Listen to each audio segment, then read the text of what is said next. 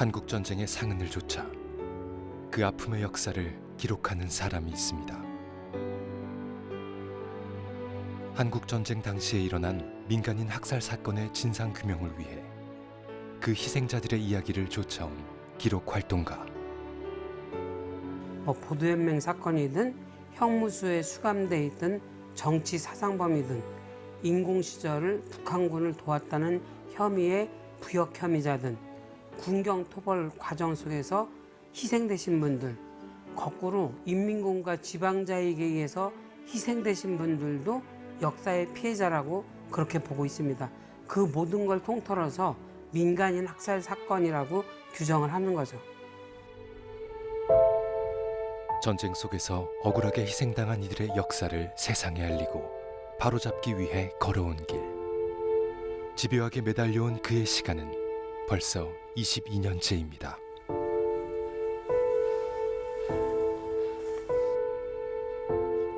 김해김 씨예요. 김해김 씨.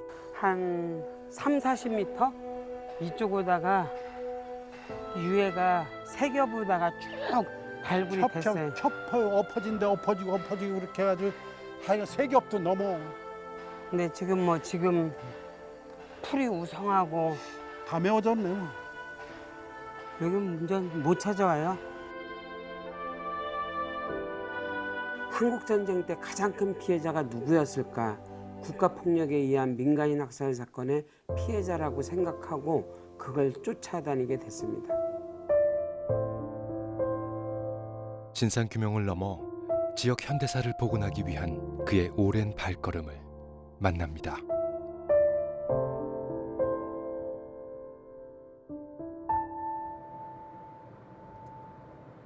민간인 학살 사건의 사연이 있는 곳이라면 그곳이 어디든 그는 찾아 나섭니다. 충북의 자랑. 아이 자랑은 뭐 충북의 자랑이시니까. 충북의 자만이에요.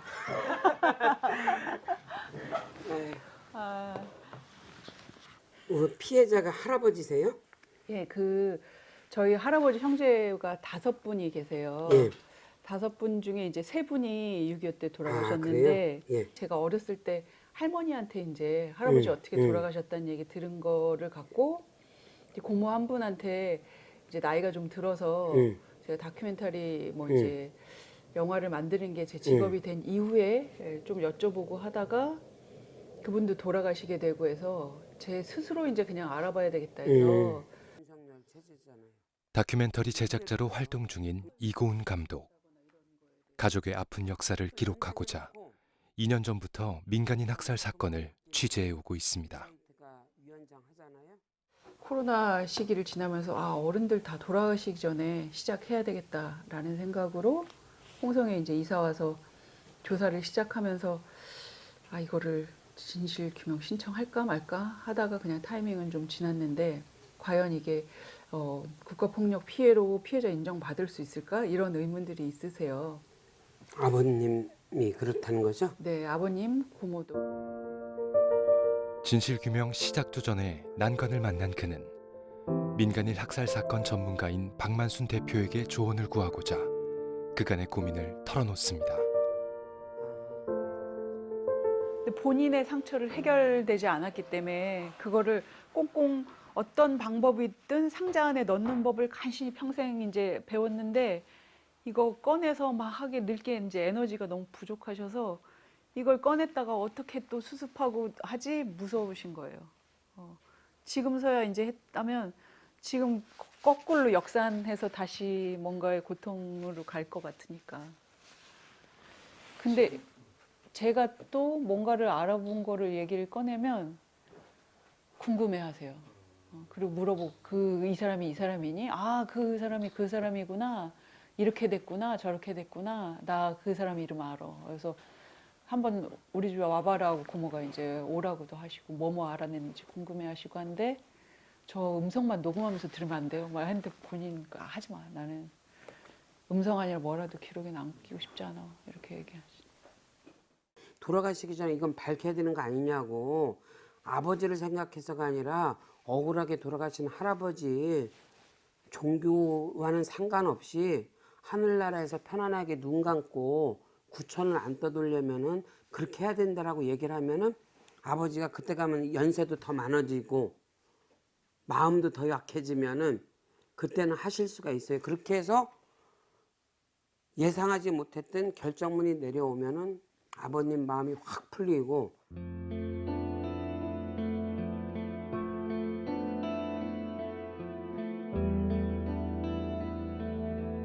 박만순 기자님이 인터넷의 기사로 엄청 많이 소식을 알게 됐는데 사실은 정말 이런 분들이 진짜 대단하시다. 어떻게 막 수십 년을 한 주제를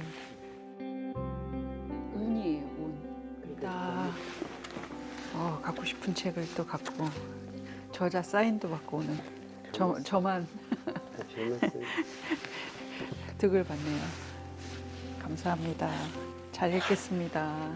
예. 감사합니다. 언제 또 고운 분 뵐 수 있을지 고생하셔. 네. 예. 예.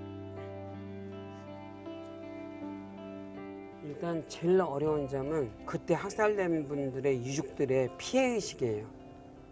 근데 지금 다시 얘기하라. 마음이 너무 아프기도 하고 첫 번째는 두 번째는 야 이거 얘기 잘못했다가 또 우리 자식이나 손주들한테 피해가는 거 아니야?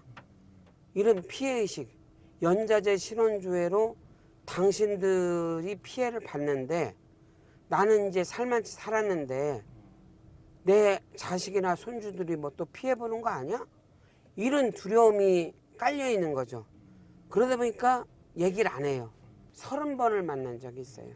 그때마다 얘기를 조금씩 해. 아주 조금씩. 그만큼 트라우마가 큰 거죠. 그게 가장 힘들죠, 그게.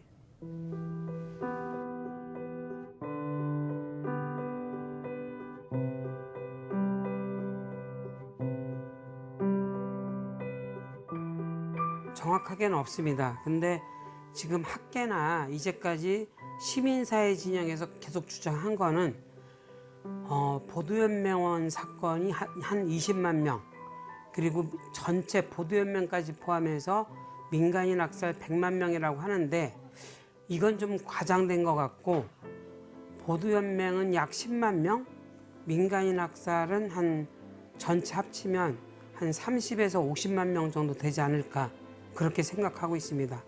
충북은 대략 8천 명으로 추산을 하고 있습니다. 박만순 대표가 쫓아온 민간인 학살 사건의 현장은 처참했습니다. 갓난아이, 여성 할 것 없이 총을 겨누었고 그렇게 이념의 대립 앞에서 가족을 잃고 살아온 유족의 세월은 악몽 같은 고통이었습니다. 이런 아픈 역사가 세상에 알려지게 된 데에는 결정적인 계기의 사건이 있었는데요. 1999년도에 노건리 사건이 AP통신에 전국적으로 보도가 됐습니다. 그러면서 국내뿐만이 아니라 전 세계적으로 공론화가 됐는데 이걸 기점으로 해서 한국전쟁기 민간인 학살 사건, 즉 보도연맹 사건, 형무소 사건들이 같이 공론화가 돼서 이거로부터 진상규명운동이 시작이 됐다고 해도 과언이 아니겠습니다. 폭격에 살아남은 사람들은 이리저리 뛰기 시작했다.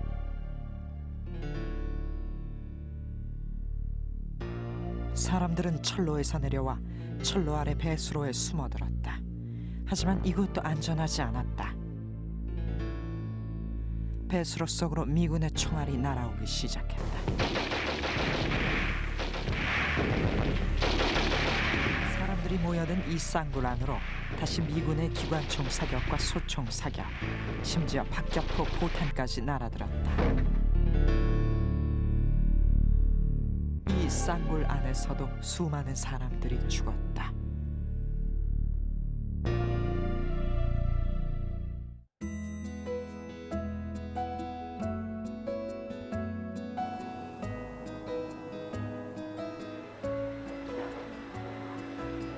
김씨였죠.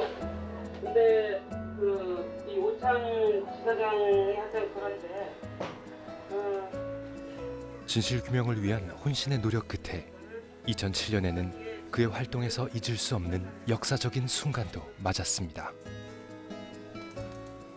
예, 충북 도청에서 2007년도에 육사단 헌병대 1등 상사였던 김만식 선생 공개 증언인데요. 6.25 때 상부의 명령에 의해서 보도연명원들을 처단했다는 내용입니다. 이 기자회견은 당시에 가해자로서 유일하게 공개 증언한 건데요. 지금까지도 그 기록이 깨지진 않습니다. 예. 그럼 최초의 보도연명원 그 처형이 있었던 데가 어딘가요? 최초에 한 것이 28일 날 예. 강원도 경성, 예. 경성에서 처음 시작했어요. 예. 예, 총을 쏘게 되면 피가 나와가지고 예. 그 피 흐르는 거 보고 죽었다, 살았다 하는데 가해자의 증언은 민간인 학살에서 역사적인 증거가 되었지만 그 또한 평생 트라우마에 시달렸다고 박만순 대표는 말합니다. 일단 자기의 어떤 마음속의 한을 풀어낸 건데 사실은 저분은 또 다른 의미의 피해자예요. 총을 쏜 사람이긴 하지만 자기의 자발적 의지에 의해서 총을 쏜 게 아니라 전투 중에 적군을 총격한 게 아니잖아요.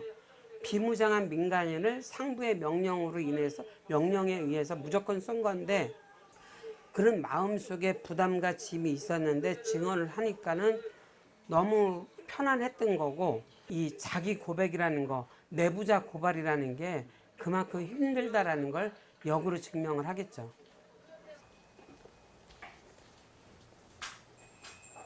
이런 역사적 사실을 세상이 기억할 수 있도록 그는 22년간 취재한 내용을 책으로 엮어 기록하기 시작했습니다. 일단 제가 2002년도부터 민간인 학살 진상규명 운동을 하다가요. 매년 할 때마다 언론사에서 저한테 질문을 해요. 위원장님 보도연명이 뭐예요? 민간인 학살이 뭐예요?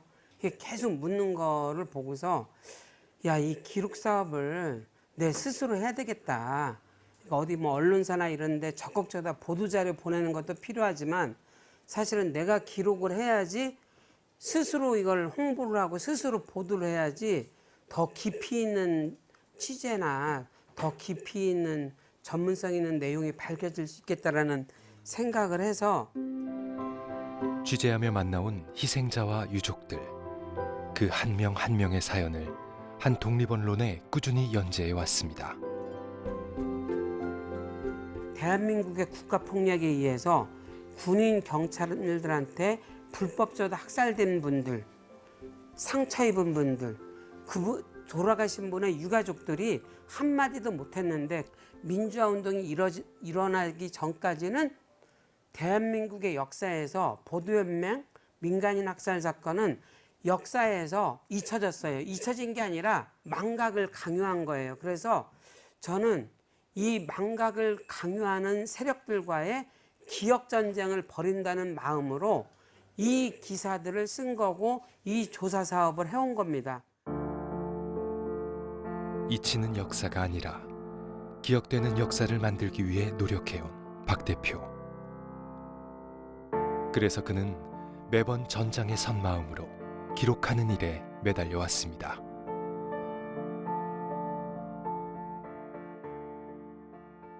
예, 안녕하세요. 예. 아, 예, 예, 안녕하세요. 예. 아, 예, 고맙습니다. 지역 언론에서도 민간인 학살 사건의 전문가로 익히 유명한 박만순 대표. 오늘은 지역의 한 시사 프로의 패널로 참가해 민간인 학살 사건의 진상 규명을 주제로 토론하게 됐습니다. 여러분 안녕하십니까? 한국전쟁 당시 군경에 의해 학살된 민간인은 최소 30만 명으로 추산되고 있습니다. 박만순 대표님께 민간인 학살 희생자 현황에 대해서 먼저 청해 듣도록 하겠습니다. 이 한국전쟁이 발발하고서 보도연맹들을 전국적으로 학살했는데요. 강원도부터 시작해서 제주도까지 대략 10만 명 정도를 학살한 것으로 보이고요. 약 재소자의 50%에서 80%를 학살했고요. 다시 군경이 수복 후에 부역을 했다, 인민군을 도와줬다는 혐의로 수차례 무참하게 학살을 했는데 민간인 학살의 희생자 유족과 관련 전문가들이 모여 열띤 토론이 이어지는 녹화 현장. 사회의 관심이 절실한 역사를 알리고자 박만순 대표는 언론 활동에도 적극적으로 나서고 있습니다. 아기와 여성들이 대거 포함이 됐다는 얘기죠. 잘 마무리됐습니다. 대전 시장을 하고 싶은 얘기는 했어요. 의례적인 얘기는 안 하고. 이거 대단히 나와 이거. 이제 이런 언론이라든지 이런 것도 많이 좀 참여를 하시는 모양이신 것 같아요. 예, 저는 언론 요청이 들어오면 꼭 참여를 하는 게 뭐 제가 잘났다서가 아니라 민간인 학살 문제를 시민들한테 많이 알려야 된다. 그런 차원에서 적극적으로 임하고 있습니다. 아직 세상으로 나오지 못한 수많은 희생자와 유족의 이야기는 관련 전문가들과 소통할 때 그 작은 실마리라도 찾을 수 있습니다. 그 후손들이 살아 있어요? 거기까지는 조사. 그럼 누가 그걸 증언할 수 있어요? 그 영상에 그 이용길 우리 이용길 회장님 아시나요? 네. 그 혹시 그 천안 경찰서장 네. 그 사연에 대한 이렇게 좀 글이 있는 게 있어요? 그 진아이 보고서에도 있는 걸로 기억이 돼요. 아 그래요? 네, 제가 저거 꼭 찾아가지고 보내드릴게요. 예, 좀 보내주세요. 아 그리고 대전에 그 미신청 유족 그 수십 명 명단 하나 받았어요. 예, 예. 미신청한 그것도 참고로 보내드릴게요. 예, 그렇게요. 한번 며칠 내려왔는데 그 친구분은 이제 이게 꾸준하게 충북 지역의 민간인 희생 사건에 대해서 관심을 갖고 심지어 그 충북의 모든 그 민간인 학살이 있던 그 자연 불악들 그 수천 개 마을을 다 거의 그 충북 전역을 다 그 수년간에 걸쳐서 다니고 만난 사람도 막 6천 명 가까이 되잖아요. 그게 이제 전국에 누구도 이렇게 한 사람들이 없죠. 그러니까 새로 사실은 역사를 쓴 건데 그거를 그냥 그 사비 들여가지고 그렇게 했고 또 그거를 가지고 책을 써냈잖아요. 책을 써냈는데 그걸 보고 참 많이 놀랬죠. 먹이처럼 이렇게 되잖아요. 그 알밤을 쏟아.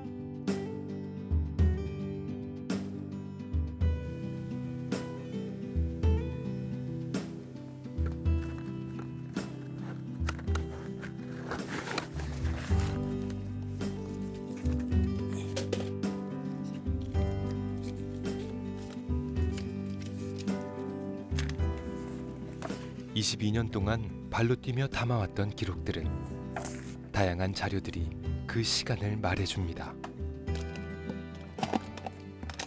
민간인 학살 어떻게 보면 기억 전쟁의 전신인 기억 여행으로 그때는 훨씬 부드럽게 기억 여행 2003년도 충북 지역 민간인 학살 실태 조사 보고서 내용은 많지 않지만 어쨌든 이렇게 시작을 했다는 거고요. 이거는 제가 민주화운동기념사업회 또 제노사이드 학회에서 공동저자로 참여했던 책. 요거는 역사를 세상에 알린다는 것은 희생자들의 죽음을 밝히는 단순한 문제는 아니었습니다. 한국의 근현대사를 알아야 했고 누구보다 더 많이 연구하고 조사해야만 진실 규명에 한 걸음 다가갈 수 있었습니다. 또 경산 코발트 광산이라고 거기서 유해 발굴하는 사진들이고요. 맨 땅에 헤딩한 것도 있고 이런 용역 사업 한 것도 있고 이러저러한 거를 22년 동안 하면서 뭐 이게 다라고 할 수는 없겠지만 어쨌든 책으로서 그다음에 또 영상으로서 그 녹음 파일로서 이렇게 해서 국가에도 납품하고 국사편찬위원회도 가고 민주화운동기념사업회도 가고 또 제가 개인적으로다가 출판도 하고 그래서 제가 20여 년 동안 겪었던 또 공부하고 조사했던 기억들을 저 혼자만의 기억이 아니라 사회적 기억으로서 기록을 한 거죠. 아버지가 이강세였고 당시 42살, 홍성보통학교 17회. 뭐 그분의 사연을 쭉 얘기를 하시면 제가 이제 빠른 속도로다가 이렇게 메모를 하는 거예요. 공장장이 사연 하나 빼놓지 않고 메모해왔던 취재 노트는 그간의 노력과 시간을 말해줍니다. 수천 명의 사연을 담으면서 기록이 결코 쉬운 것만은 아니었습니다. 즐거운 이야기, 기쁜 얘기도 3번을 들으면 힘들다고 하고 짜증난다고 하잖아요. 근데 사람 죽은 얘기예요. 그것도 처참하게 죽은 얘기. 시신수습하다가 팔이 빠진 얘기, 다리 빠진 얘기, 이런 얘기를 했어요. 그 다음에 그 유가족들이 살아오면서 70년 동안 아버지 없어서 힘들게 살았던 이야기, 이런 얘기를 100번, 200번, 1000번, 2000번 듣다 보면은 저도 미쳐버리는 것 같아요. 사실은 우울하고. 근데 이게 그냥 내 개인적인 관심사라거나 만약에 정신과 상담이라고 하면은 때려쳐도 벌써 때려쳤을 것 같아요. 근데 이거는 역사를 밝히는 거다, 역사를 기록하는 거다라는 좀 특별한 생각이 있다 보니까는 지금까지 온 거지, 그냥 했으면은 저기고, 어쨌든 뭐 저도 지금 제정신은 아닐 거예요.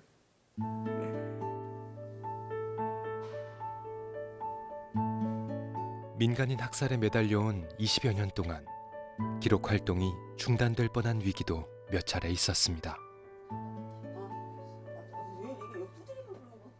건강의 위기를 겪은 게 2번 있었고, 또 취재를 하면서 몇 번의 교통사고가 날 위험성도 있었어요. 근데 다행히 이렇게 돌아가신 분들이 도움을 주셨는지 큰 위기로까지 이어지진 않았고, 지금 잘 유지하면서 기록 사업하는 일을 꾸준히 하고 있습니다.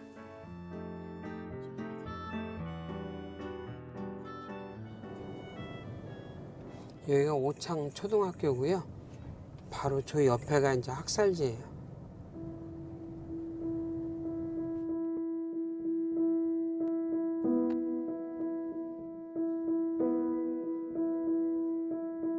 오창 지서가 저기였고, 저 지서에서 사이렌을 울려서 오창 면내에 있는 보도연명원들을 전부 소집을 한 거예요. 여기에 이렇게 기다랗게 창고가 있었던 거예요. 폭 30m, 길이 50m였으니까 굉장히 큰 거예요. 여기에 보도연명원들을, 오창의 보도연명원들, 진천군 일부 보도연명원들 약 400명을 가둬놨던 겁니다. 여기다가 청주, 청원, 진천 일대의 큰 건물을 다 미군이 폭격을 한 거야. 근데 하필 여기도 폭격을 한 거죠. 그러니까 살아남은 또 보도연명원들이 많이 죽은 거예요. 그렇게 저렇게 해서 이틀 동안에 한 300명이 죽고, 다행히 천만다행으로 100명은 살아난 거예요. 이게 오창 보도연맹 사건의 진실이고, 여기 있는 가족들이 50년 동안, 단백년 동안 입도 뻥끗 못하고 살다가 2005년도에 과거사법이 통과되고 나서 충북 도내에서는 2번째로 유족회를 만들었어요. 그래서 여기 있는 분들이 서울에다가 국가기구에다가 신청을 해서 진실규명 요청을 해서 충청북도 도내로는 첫 국가로부터 진실규명 결정을 받은 데입니다. 굉장히 의미 있는 데죠, 여기가.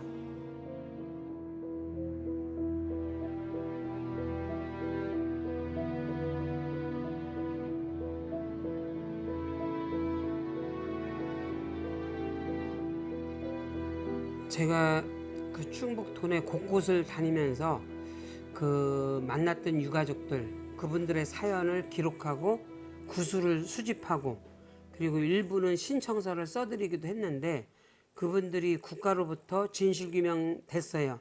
그래서 진실규명 결정문을 받는 순간 그분들은 눈물을 흘리죠. 그럼 저도 그런 이야기를 듣고 소식을 듣고 한편으로는 가슴이 뿌듯한데 뿌듯함보다는 씁쓸함이 더 큰 겁니다. 하지만 아직 갈 길은 멀기만 합니다. 아이고, 아이고. 이렇게 변한겨? 어휴. 어우, 야 이거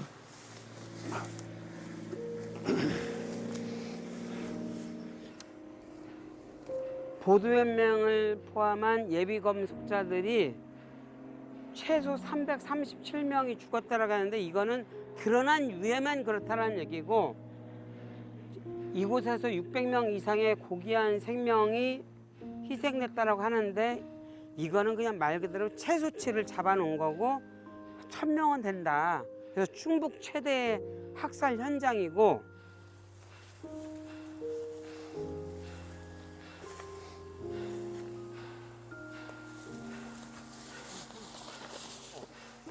충북의 최대 학살터가 지금 이렇게 표지판 하나 달랑 있고 이거 개인이 세우는 거고 지금 수해 때문에 이렇게 흙 떠밀려 오고 여기 올라오는데 깨 씹어놔 갖고서 모르는 사람은 어딘지 알지도 못하고 지금 이런 상황이에요.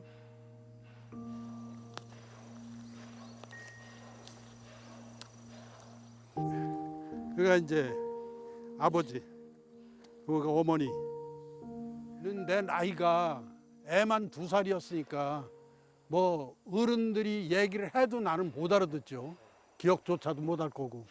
근데 이제 점차로 이제 성장을 하면서 얘기 들리는 얘기가 이제 분떡골, 분떡골이라고 말 얘기들을 했어요. 그래가지고 이쪽에 요 계곡 저기 안에 구청으로 다 들어오면 여기가 학살 장소라는 걸 얘기를 듣고 그리고 저 밑에 논 그쪽으로도 저기 뭐야 시신들이 굉장히 많이 저기 널려 있었다라는 얘기들을 많이 들었어요. 그리고 그 밑에서 그 군용 트럭이 그 사람들을 싣고 와서 포승줄로다가 묶어가지고 사람들을 싣고 내려와서 거기서 뛰어내리게 했는데 뛰어내리면서 줄에 몇 개 묶여 있으니까 막 넘어지기도 하고 그렇게 해서 이 골짜구니로다 이제 저기 끌려 올라왔다라는 얘기를 들었죠.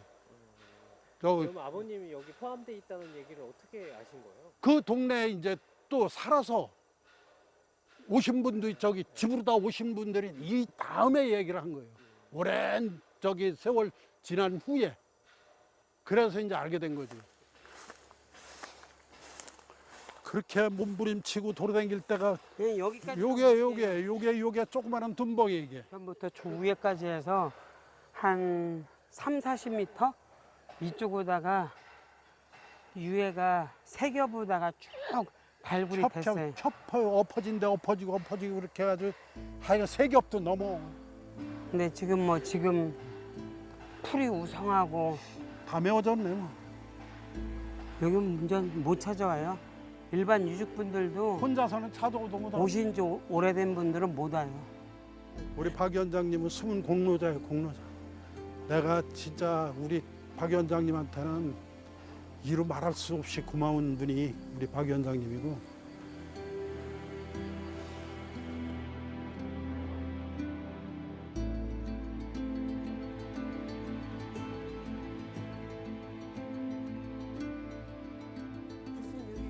청주 형무소에 수감 중이던 재소자들과 지역 보도연맹원들이 대거 희생된 도장골. 이곳 역시도 안타까운 사연이 있습니다. 2019년도에 여기를 벌채한다. 여기 또 사방댐 조그만 거 보이시죠?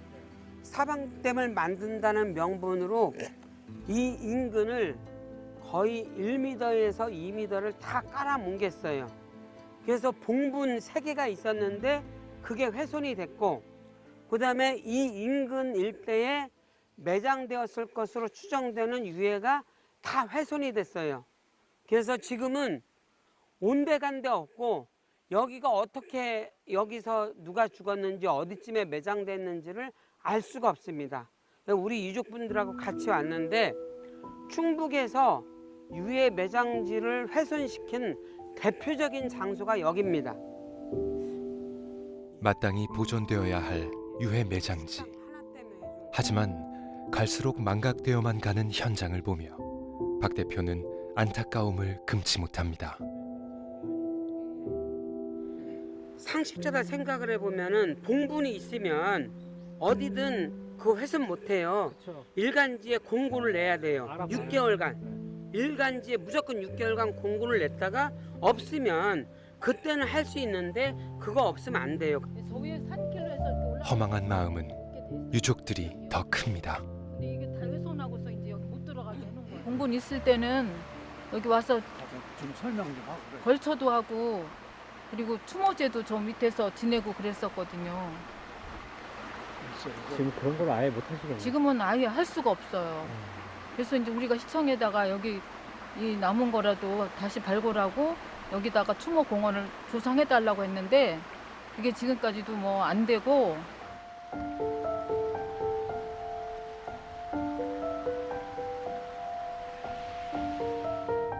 도장골이나 또 나머지 유해 매장지가 당연히 발굴이 돼야 되고 역사에 국가폭력의 희생 장소로서 보존이 돼야 되죠. 또 진실화해위원회에서는 제1기 활동 이후에 지자체의 단체장들과 공동으로 학살 안내 표지판을 세웠습니다. 이 장소는 이러저러한 이유로 6.25 때 불법적으로 민간인이 학살된 장소이기 때문에 주민들은 이 장소를 훼손하지 마십시오 라고 안내판을 세웠어요. 근데 세우기만 하고 그거에 대한 관리가 안 됩니다. 그러면 1000명이 학살된 장소가 아무것도 남는 게 없습니다. 역사가 기억과 기록이 아니라 방치와 훼손이 되고 있는 거예요. 진실 규명부터 유해 매장지 발굴 그리고 보존까지 그 어느 것 하나 쉬운 길이 없었습니다. 힘들죠.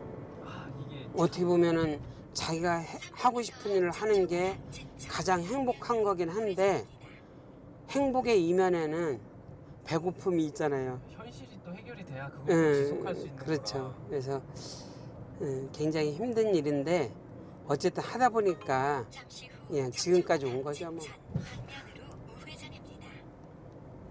저도 이렇게 오랫동안 이 문제에 매달릴 줄 몰랐어요.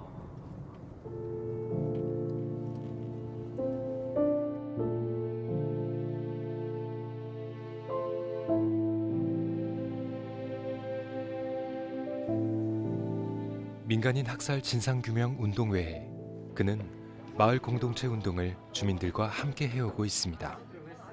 조금 자세하게 설명 좀 해봐요. 도시만에서 주민들이 두루 함께 어울리며 사는 삶을 만들고자 15년째 마을 공동체 운동을 해오고 있습니다. 그 어린이집에서 그걸 하더라고요. 인기 되게 많았거든요. 어린이집에서 아까 얘기하는 게 그 먹거리랑 프리마켓 한다는 거예요? 네네네. 프리마켓 하나 진행한다고. 사실은 민간인 학살 이거 역사 연구 이거로만은 먹고 살 수가 없으니까 마을 공동체 운동 여기 한번 일을 해서 월급 좀 받아보자. 그래서 한 1년 정도는 안정적다가 월급을 받았는데 사실은 그 이후부터는 제가 같이 일하는 분들 급여를 또 만들어야 되는 상황이 거꾸로 도래를 한 거예요. 그래서 또 이제 뭐 정신없이 지금 한 거의 15년 가까이 왔는데 마을 공동체 운동이 재밌습니다. 주민들이 함께 모여 사는 거 취지도 굉장히 좋고 하면서도 보람을 많이 느끼는데 제 활동의 주안점이 두 가지가 하나는 민간인 학살 진상규명운동, 하나는 마을 공동체 운동 그렇게 돼 온 거죠. 마을 공동체 운동 덕에 전국 국민 임대 아파트 중에서는 최초로 무료 장난감 대여 센터도 열었습니다. 별게 아닌 게 아니라 별개예요. 이거는 왜냐면은 그 시민들이 이 경제적 부담이 굉장히 클 수가 있고 경제적 부담도 경제적 부담이지만 가정적으로 이게 지금 애들 양육하고 이러저러는데 장난감이 없으면 굉장히 힘들잖아요. 근데 연회비 10,000원만 내면 연중 무휴 몇 번이 됐든 계속 빌려갈 수 있는 거라서 굉장히 좋은 시스템이에요. 이게 지금 전국적으로다가 지자체마다 확산되고 있고 경쟁적으로 유치를 하고 있어요. 근데 청주시가 이거를 굉장히 모범적으로 운영을 하고 있어요. 그럼 시에서도 예산을 계속 매년 이렇게 주는 거예요? 그럼 새로운 걸 사고? 그렇죠. 아, 1년에 2번. 장난감 대여 센터라든가 다함께 돌봄 센터라든가 뭐 도서관 개선 사업이라든가 이런 것들을 한번 이렇게 의견을 이렇게 냈을 경우에 어떻게 하면 될 것인가를 굉장히 많이 이렇게 생각하시고 되게끔 이렇게 활동하시는데 많이 노력하시는 그런 분이셨던 것 같아요. 예. 한 장씩입니다. 한 집에 한 장씩. 한산하기만 했던 아파트 광장에 마을 축제가 열립니다. 그리고 경품 추천권을 지금 나눠드리고 있습니다. 5단지 안 사셔도 경품 추천권은 나눠드리니까는 전부 와주시고 행사 진행하시는 분들도 경품 추천권을 나눠드립니다. 204호. 도시 생활에서는 마을도 이웃도 사라진 채 개인적인 삶을 살 수밖에 없는데요. 예, 들으셔. 박 대표가 이끄는 마을 공동체 운동은 도심 속에서 이웃을 만들고 사람과 사람 속에서 사는 맛을 만끽하는 생동감 있는 마을을 꾸려갑니다. 그 요즘은 예를 들면 동별로 축제를 하는데 대부분 비슷해요. 유명 가수들 불러다 한다든지 어른들 중심으로 노래자랑 있죠.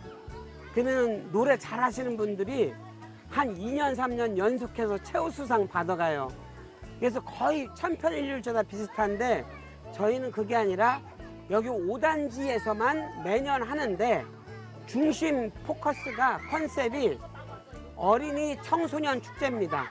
물론 어른들도 참여하긴 하지만 아이들이 체험부스 참여하고 게임에 참여해서 걔네들한테 선물 주는 거. 그래서 아이들 청소년 축제로 저희들이 자리 잡고 있는 거죠. 온 동네 아이들이 조건 없이 놀이에 참여할 수 있는 것이 이 마을 축제의 특징 중 하나인데요. 따로따로가 아닌 축제에 참여하는 모든 이들이 단순한 놀이 하나로도 함께 소통하며 한마음이 됩니다. 자, 저쪽팀 승! 선물 주세요. 이쪽팀.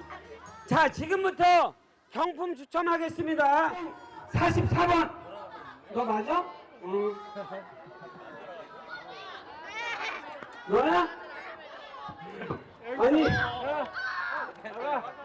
꼬맹이들만 다 되고 있습니다. 꼬맹이들만. 거의 애들이 90% 타고 있습니다. 80, 너 80이야? 33번. 33번. 몇 번이세요? 몇 번? 네? 몇 번?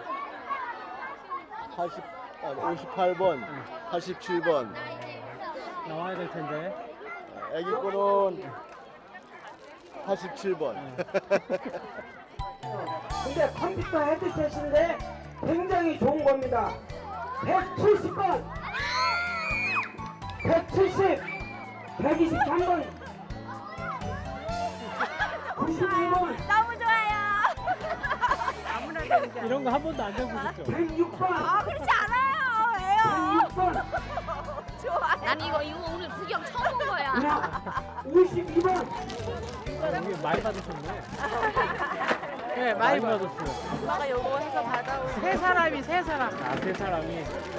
어떻게 오늘 재밌으셨어요? 예. 이게 간단하다고 하면 간단한 행사인데 어떻게 되게 좋았어요. 아, 네, 다시 갈게. 마을 축제를 마치도록 하겠습니다. 박수로 끝내겠습니다.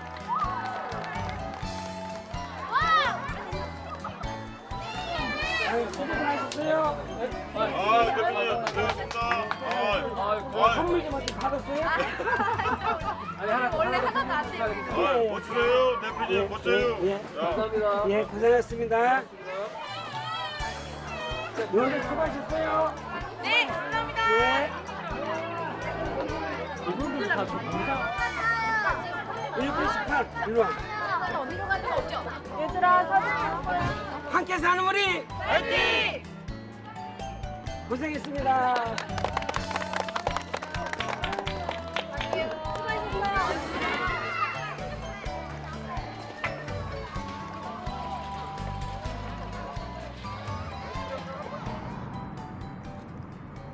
민간인 학살 사건부터 마을 공동체 운동까지 챙기다 보면 잠시 호흡을 가다듬는 시간도 필요합니다.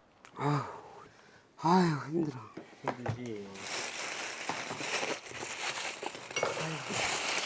경제 사정이 이렇게 어려우니까. 최상일 시인은 박만순 대표의 오랜 활동을 곁에서 지켜봐온 후배인데요.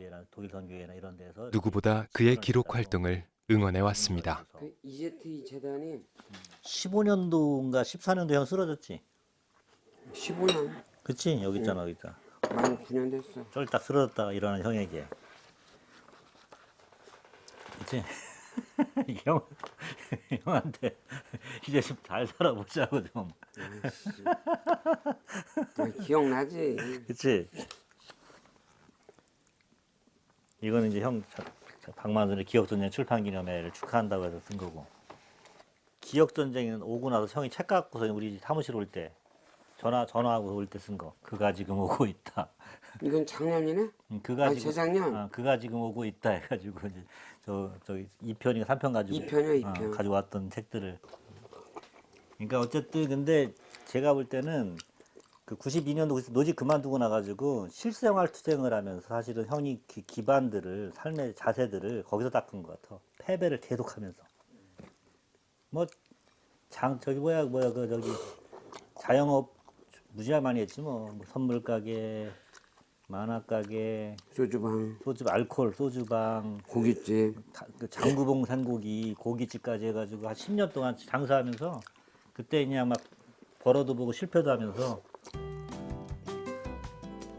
그때 책을 안 썼던 거야. 사업 실패를 숱하게 겪으며 단련된 맷집으로 민간인 학살 진상규명과 마을 공동체 운동까지 그는 전력을 다해 달려왔습니다. 그러니까 이렇게 빡세게 쓰고 쉬었다가 충전시키고 다시 하고 이런 좀 이게 2, 3년 간격으로 패턴을 좀 만들어 이제는 매번 못해요 그렇게. 근데 그게 안 되네. 60 먹으면 못 한다니까. 그게 안 돼. 그러니까 천천히 지금부터는 그래서 사람 장기적으로 70세까지 한다는 생각하고서 몰빵으로 못 살아 사람이. 에휴. 가끔씩 만나서 여유도 좀 저리고 좀 산책도 좀 하고 이렇게 살아야지. 안 그래요? 네 말이 맞는데 그거대로 될지는 모르겠다. 아니야 그렇게 해야 돼 이제는. 이제 얼마 앞으로 큰거 뒤도 안 돌아보고. 지금도 또 여기 지금 내일부터 경기교육 받고. 기록 활동을 멈추지 않고 할 수 있었던 건 그의 노력을 알아봐준 유족들 덕분이었습니다. 아유 아버님 잘 지내셨어요? 건강하시죠? 예. 아유 어머님 많이 오래간만이네. 어머님 아프시다는 얘기 많이 들었는데. 아이고. 되게 고마웠어요. 예예예. 여러 가지로 뭐 얼마나 애를 써줬는데. 아유 참. 그래서 건강이 좋아해. 예예. 아이. 최용탁 소설가와 그의 아버지도 민간인 학살 사건 희생자의 유족들인데요. 진실 규명이 되기까지 박 대표가 도운 덕에 20년째 그 인연을 이어오고 있습니다. 박만순 대표가 아니었다면 진상 규명도 명예회복도 상상조차 할 수 없었던 일. 그 어려운 일에 앞장서 주었습니다. 그 억울하게 죽었을 때는 명예회복만이라도 하면 좋겠는데 우리가 뭐 그런 뭐 우리 생각할 길이 없었던 거지. 맞아요. 그런데 참 박 선생님께서 그렇게 찾아와가지고 그렇게 되는 바람에 명예훼손 회복도 되고. 그 뭐 또 생각장해 나중에 우리 처음에 그거 할 때는 이 보상이라는 건 또 생각도 못했다. 당연히 생각 못했죠. 네. 그랬던 게 그 보상까지 그렇게 참 명예회복된 게 제일 첫째 아주 그게. 맞아요. 네. 그 충주에서 거기서 위령제 지낼 때 국방부에서 왔었잖아요. 국방부에서 왔죠. 와서 옛날 사죄했잖아요. 상상도 못할 일이었죠, 그죠? 그게 명예회복이 된 거예요. 그래서 맞아요. 사람들은 종종 묻습니다. 유족도 아닌데 어떻게 오랜 세월 아무런 대가 없이 이 일에 매달려 올 수 있었는지를 그는 22년 기록 활동을 통해 말합니다. 민간인 학살 사건의 비극을 알고부터 그 역사를 도저히 외면할 수 없었다고 말입니다. 저 스스로가 전쟁 범죄, 국가 폭력에 대해서는 공소시효를 두어서는 안 된다라고 했기 때문에 그럼 그거에 대해서 연구하고 조사하고 또 민간인으로서 활동하는 것도 역사에 중단이 있어서는 안 된다고 봅니다. 역사에 끊임없이 기록하는 기억 전달자로서 또 기록자로서의 역할을 저 스스로 어떤 공소시효 없이 해야 된다고 생각합니다.